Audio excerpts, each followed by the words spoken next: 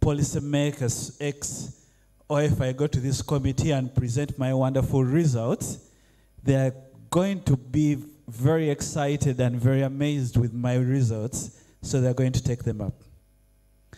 I think those who have had the experience know how it usually turns out. And then the language of the barriers start. They don't listen, the gaps, because for I would say for me it's really the cultures. But if we are to speak about the cultures, what is it about policy making that makes it difficult for researchers to go through? Like we've said, and I will repeat, it's a complex process. Who do you even contact as a policy maker? You might contact a technical office and you call them a policy office simply because you found them at the ministry, and they will tell you, I'm a technical officer. The policy is for the minister. And the minister will tell you, nah, the policy is for cabinet. So what is policy?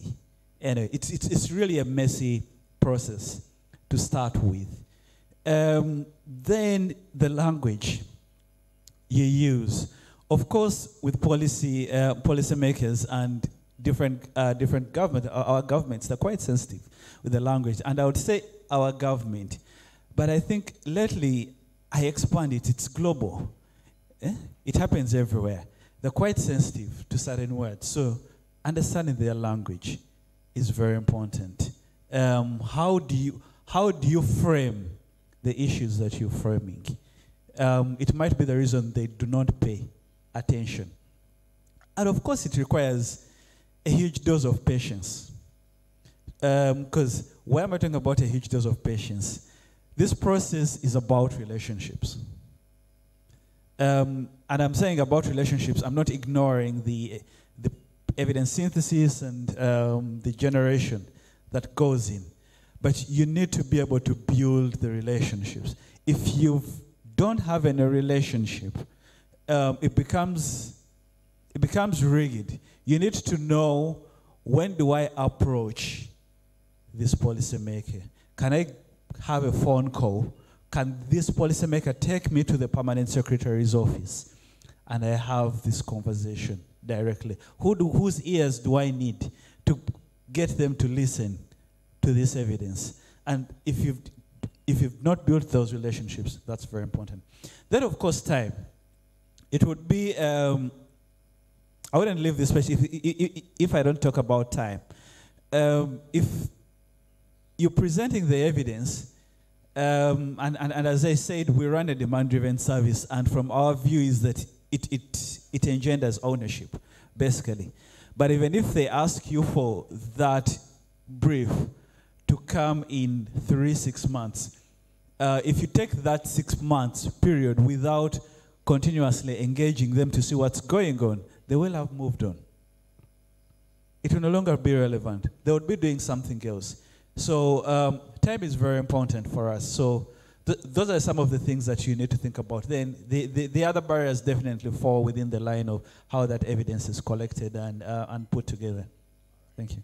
Sure. Thank you very much, Ismael, for that. So I'll be coming back to you, Aaron, for Enoch, for your take on this again. But let me mention at this point that the audience is welcomed. If you have any question or contribution to make to this subject, I think you can be allowed, so you can just draw my attention and then we'll come to you. Yeah, so I see your hand up there. I see 2, 3, okay, 3 for now. So let's take Enoch and then we'll go to the audience. Okay, I see a 4th hand up there. Thank you.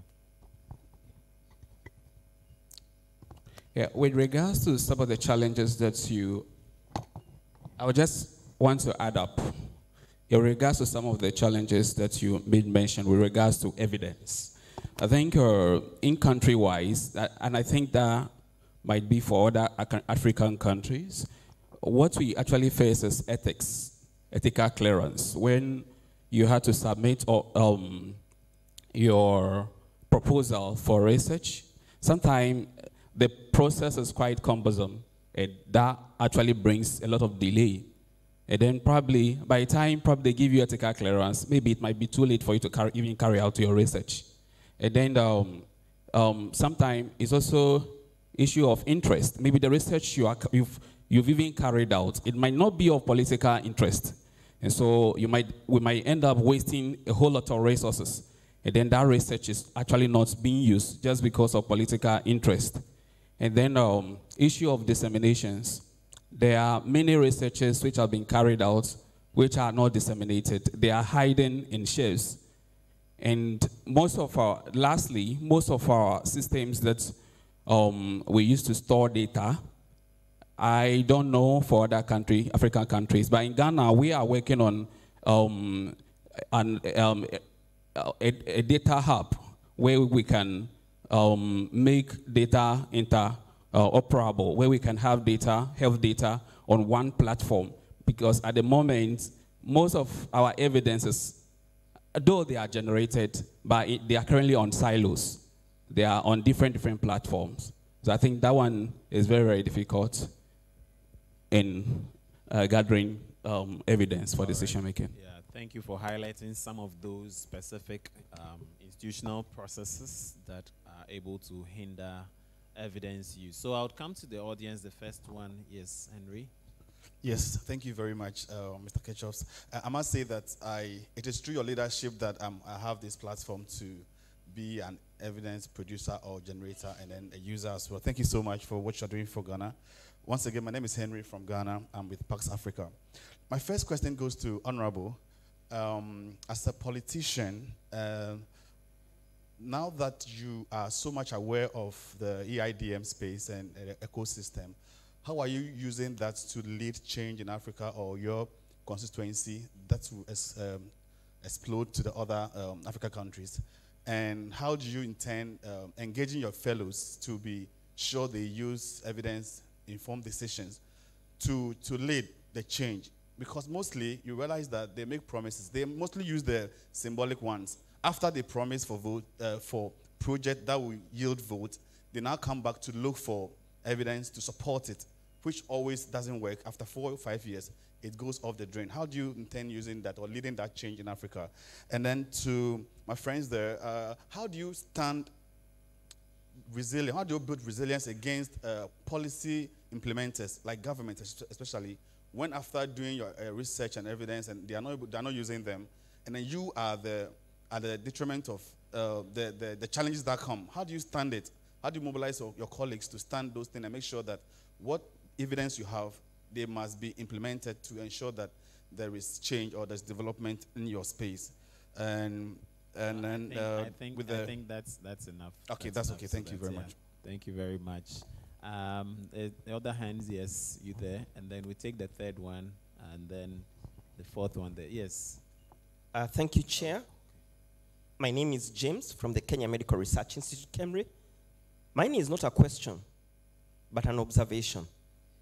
My 4 years on championing EIDM at the sub-national level or district level has taught me that there are those officials, heads of departments, who are interacting with that evidence. But there is somebody called the influencer.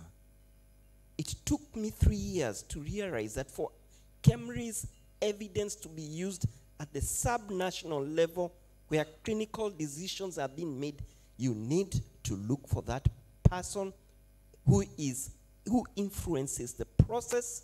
He's not appointed, but he's able to move his colleagues and they interact with the evidence. So the influencer is missing. Who was that influencer? I mean, the influencer is the noise maker. Makes a lot of noise and shouts, but he does not hold any formal office, no position. Is he a party person, political party person, or no. ordinary citizen? No, it could be the driver. It could be the nurse. It can be somebody within the colleagues. Somebody within the colleagues, but makes most noise and gets everybody to use. In your experience, like what was the description of such a person without disclosing the identity? Like. Yes. In my examples, I have seen that the nurses always used evidence than the medical doctors. And therefore, there are some particular nurses, when they go for tea, they are able to change things and slowly sip in the evidence, as opposed to going through the Director General of Medical Services. We also provide evidence at that level, but it stays there. It doesn't trickle down. All right. Bottom up. Thank you very much. That tells us that we don't need to look at linear ways of getting change within these systems. We need to look at different possible windows of opportunity. Yes, a third question. Or merci beaucoup. Okay. Mon nom de famille c'est Ametouenou. Mon petit nom c'est Tata. Je viens du Togo.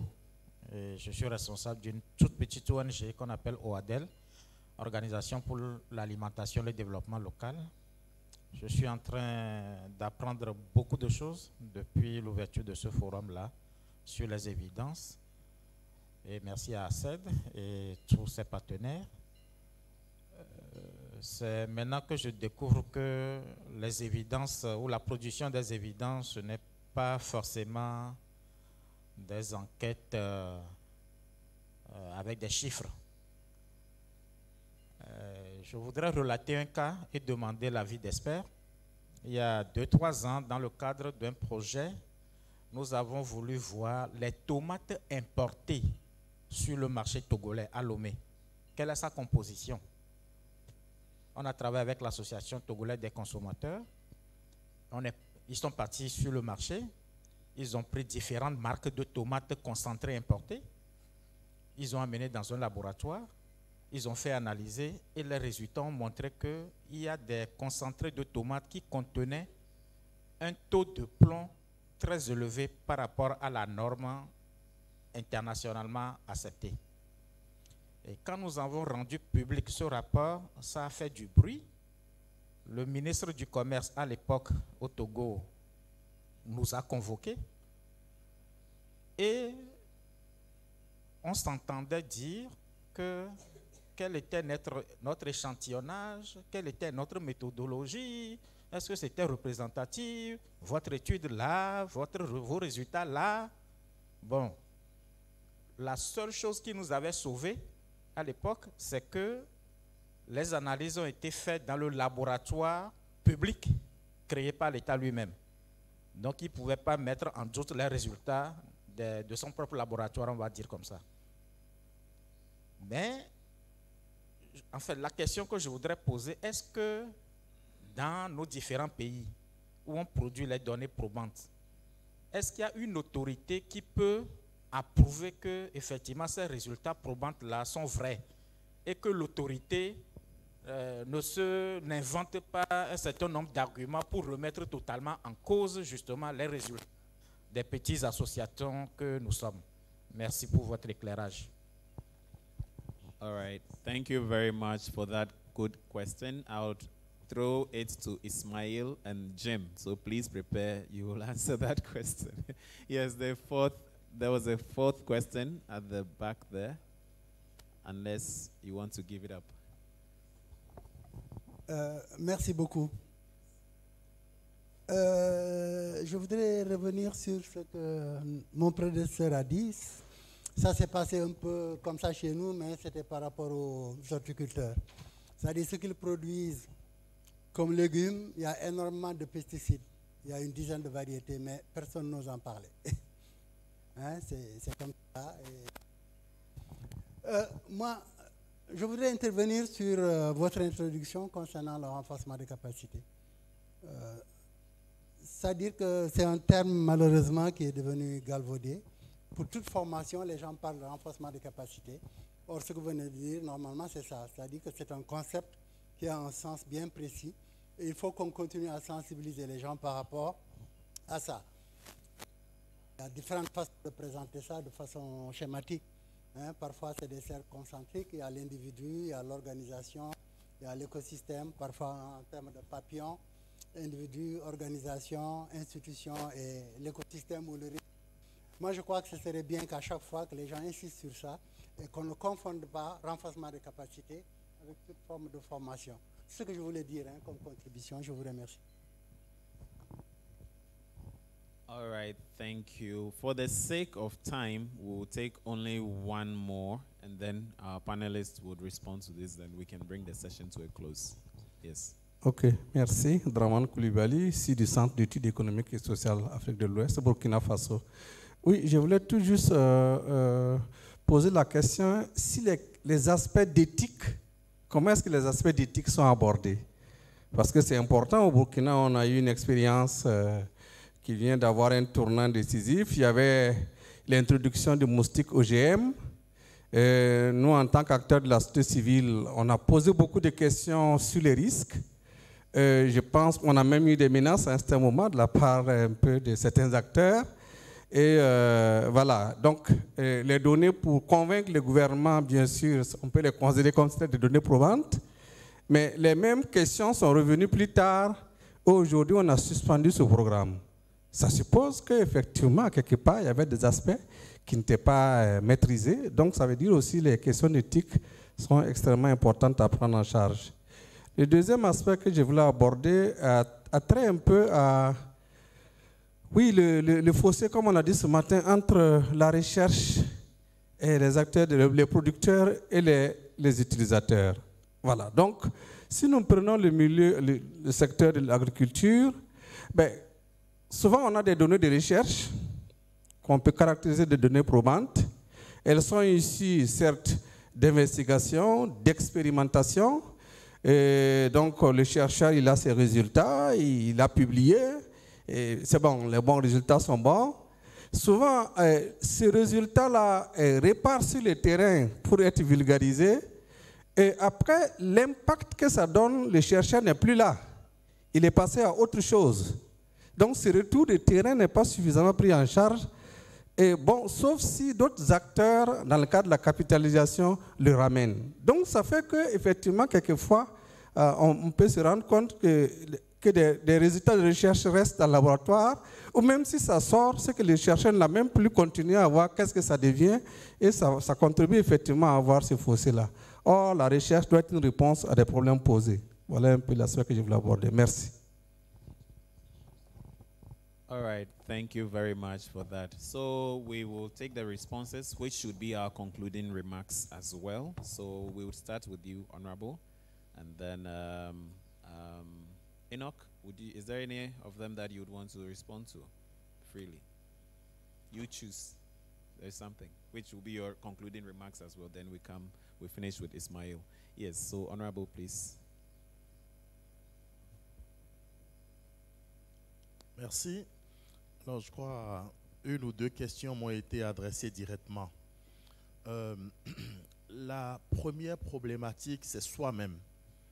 Il faut déjà que vous puissiez vous convaincre de l'opportunité de l'utilisation des données probantes. Et lorsque vous vous convainquez, ensuite, il faut convaincre ceux avec qui vous travaillez. Alors, je pars de ces deux principes pour illustrer une situation. À Glazoué, nous avons commencé à travailler depuis peu avec un institut qu'on appelle le baromètre et qui essaye d'implanter avec nous la possibilité donc, que nous arrimons les ODD à travers donc, au niveau local. Mais savez-vous que la première difficulté que j'ai eue a été donc de convaincre mes collaborateurs, le secrétaire exécutif et les cadres. J'ai mis près d'1 an pour les convaincre. Alors, si ça se passe ainsi, déjà à notre propre niveau, alors vous imaginez, moi j'ai eu l'opportunité d'appartenir au CCT UEMOA. Le CCT UEMOA, c'est le Conseil des communautés et des territoires au niveau de l'UEMOA. Mais je peux vous dire, quand j'ai été convaincu que ce que développait l'Institut Le Baromètre est un outil formidable pour les communes, les collectivités territoriales que nous sommes, je me suis rapproché de mon président. Je lui ai fait des suggestions. Mais je peux vous dire que depuis 2 ans, c'est toujours en instruction. Alors ça veut dire quoi? Ça signifie que le facteur qui déclenche, c'est la capacité du décideur, celui qui est à un niveau donné, à un instant donné, à comprendre de quoi on parle et à s'auto-convaincre lui-même. Alors lorsque ça se fait, le reste, ça devient facile. Donc, sur les questions de comment on utilise donc, les données probantes pour impacter l'Afrique, c'est déjà ce que nous faisons ici. Moi, j'ai eu l'opportunité de participer aux journées béninoises de l'évaluation. Ça s'est passé dans le même cadre il y a quelques semaines. Alors, j'ai pu découvrir qu'au Bénin aujourd'hui, des milliers de jeunes sont formés. J'ai pu découvrir qu'il en est de même dans toute l'Afrique.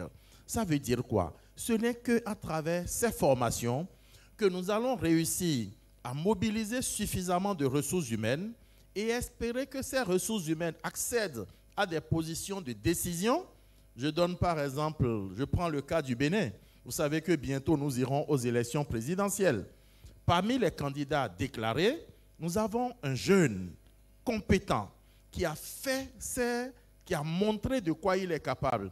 Si nous réussissons à porter celui-là à la magistrature de notre pays, alors vous imaginez l'impact que cela pourrait avoir. Donc, si je dois résumer, ce qu'il nous faut aujourd'hui, c'est de densifier les formations à tous les niveaux, que nous soyons des adultes, des seniors ou que nous soyons des juniors. On doit nous former, on doit s'auto-former et espérer que cette masse critique puisse accéder à des niveaux de décision et qu'elle puisse donc mettre en œuvre tout ce dont nous parlons. Je vous remercie.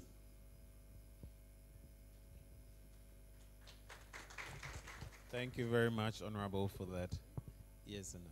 Yes, for the second question from Henry, where you were asking how do we build resilience? I would like to say that we need to strengthen the research ecosystem.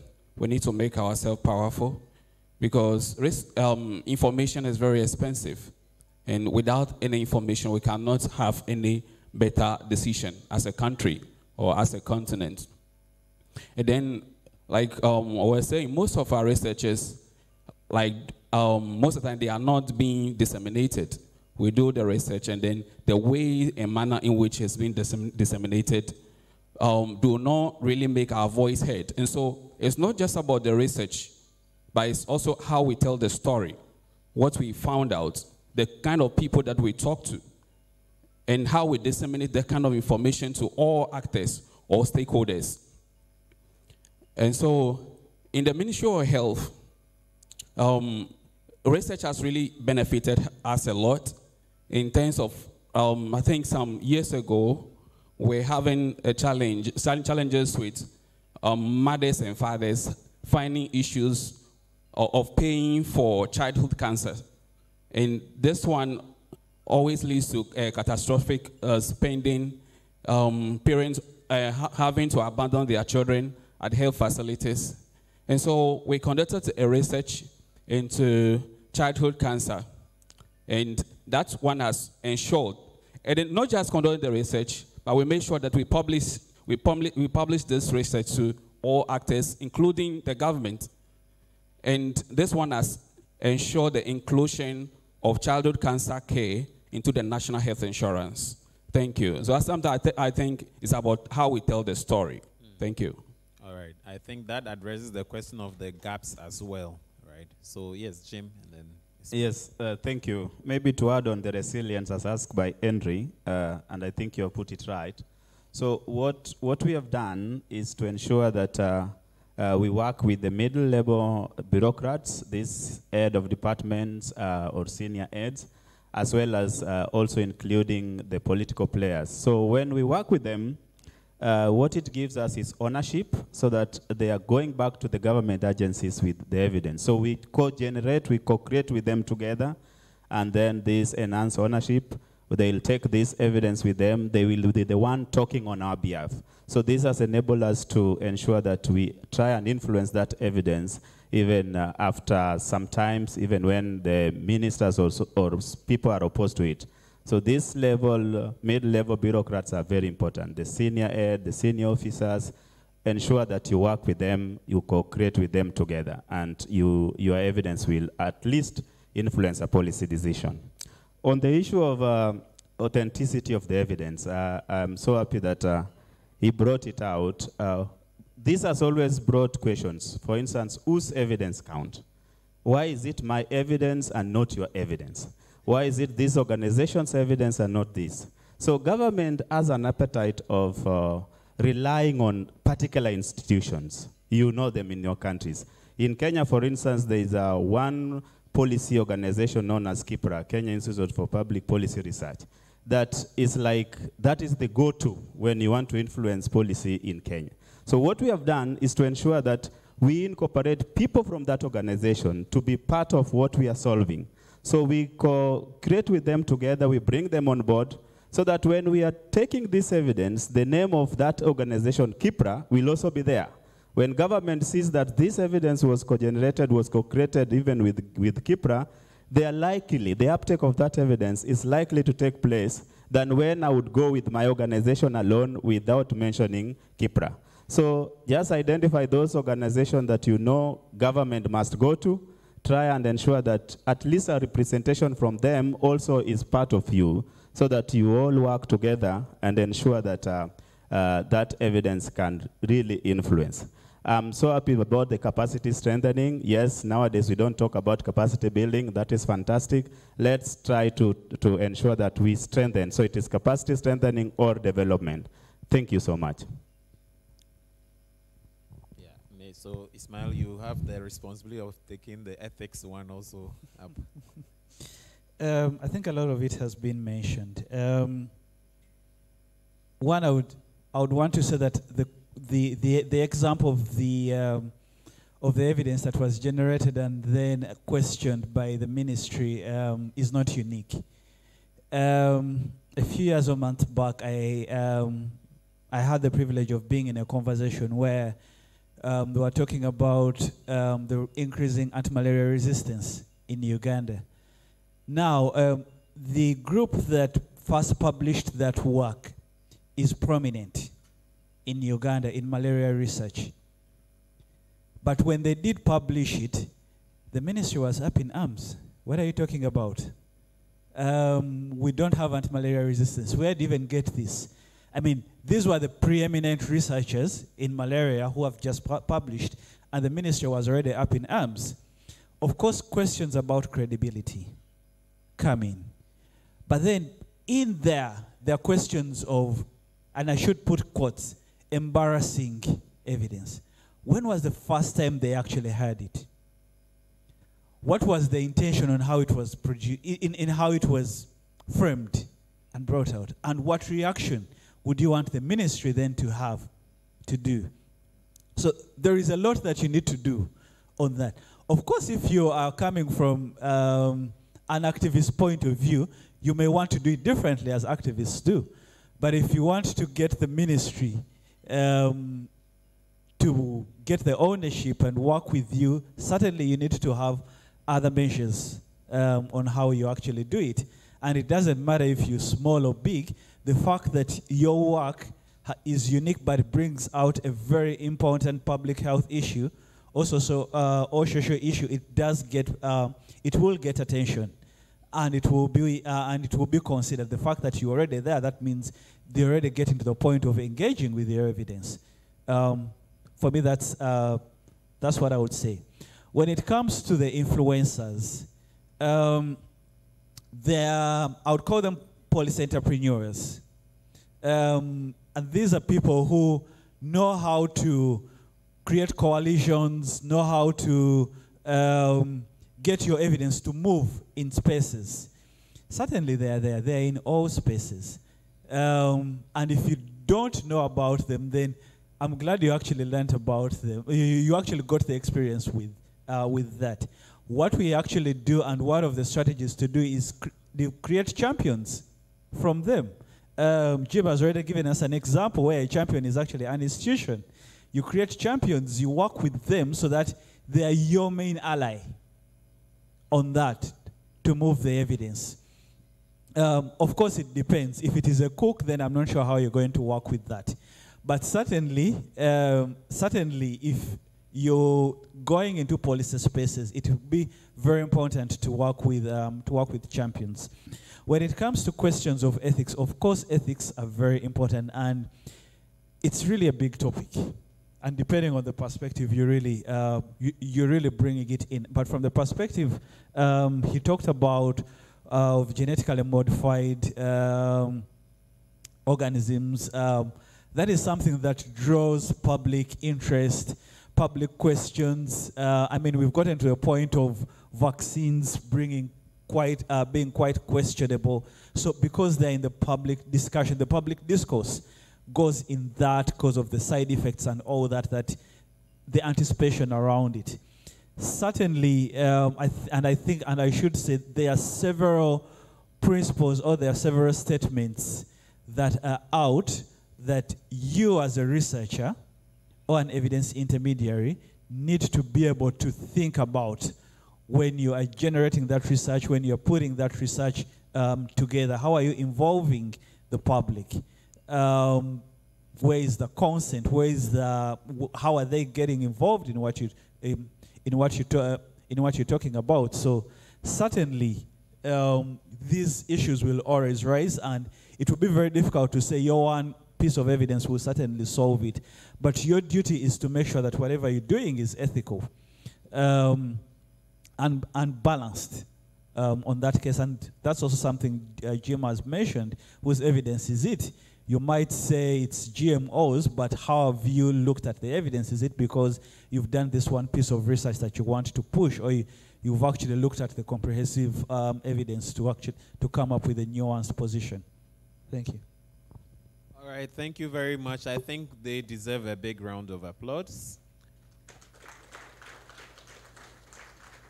Yeah, altogether we have had a good look at some real cases of evidence use.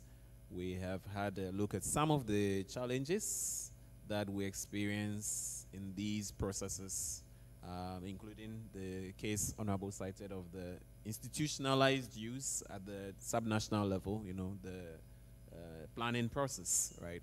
And all of those. We have also looked at some of the nuances, things that happen in between the lines as we're trying to push evidence to happen, including the politics, the questioning of which evidence and all of that. And thank you all. And thank you also for asking questions and for listening to these conversations. It's for the sake of time, we would have had more to talk about. But as we are taking our break here, I understand there's a coffee session set for us. But let's not end the conversation here. The manifesto remains a living document, so it will be good. If you have not interacted with it, it will be good to take a look at the document, interact with it. Where you have questions, please don't hesitate to reach out to the AEN.